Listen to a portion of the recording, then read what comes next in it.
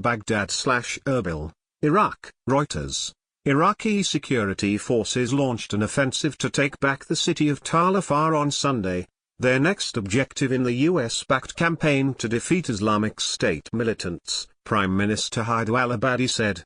"You either surrender, or die," Abadi said in a televised speech announcing the offensive, addressing the militants.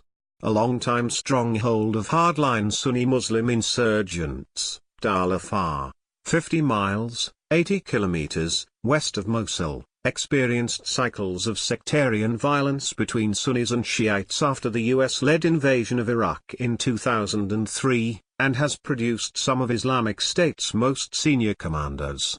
The city was cut off from the rest of Islamic State-held territory in June. It is surrounded by Iraqi government troops and Shiite volunteers in the south, and Kurdish Peshmerga fighters in the north.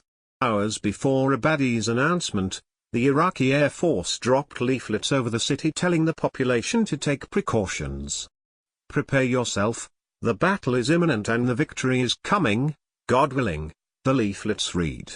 About 2,000 battle-hardened militants remain in the city, according to US and Iraqi military commanders. They are expected to put up a tough fight, even though intelligence from inside the city indicates they have been exhausted by months of combat, aerial bombardments, and by the lack of fresh supplies. Intelligence gathered shows clearly that the remaining fighters are mainly foreign and Arab nationals with their families, and that means they will fight until the last breath. Colonel Karim al-Lami, from the Iraqi Army's 9th Division, told Reuters.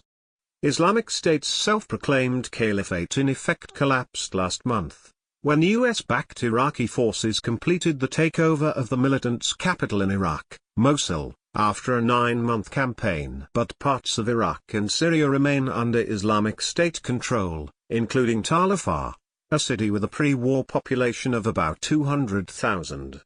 The main forces taking part in the offensive are the Iraqi Army, Air Force, Federal Police, and the elite US-trained Counterterrorism Service, CTS, who began encircling the city on Sunday.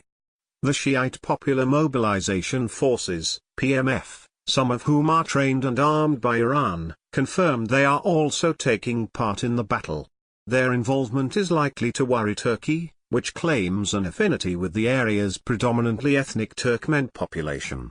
The US-led coalition said that in recent days it has carried out dozens of airstrikes on Tal Afar, targeting weapons depots and command centers.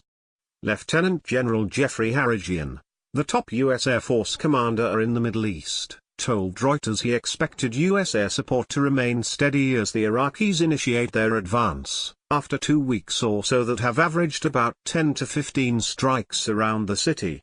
"I would expect something similar to that because they're still on the outskirts of Tal Afar, beginning the initial parts of the operation," said Harajian.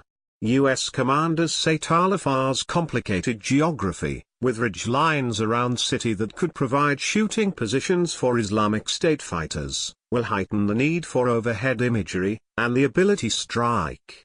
"We clearly need to be in position to ensure that we are providing the eyes on the other side of the hill for the Iraqis," Harajian said. Islamic State claimed to have successfully targeted several vehicles belonging to Shiite militia groups to the east and west of Tal Afar, in a statement published on the group's Amaq news agency on Sunday.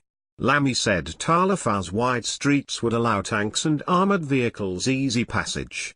Only one part of Tal Afar, Sarai, is comparable to Mosul's old city, where Iraqi troops were forced to advance on foot through narrow streets in a battle that resulted in the near-total destruction of the historic district.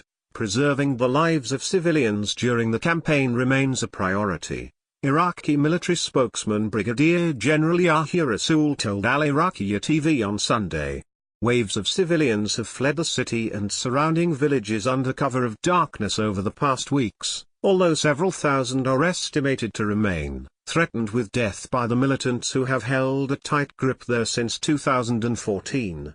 Residents who left Tal Afar last week told Reuters the militants looked exhausted.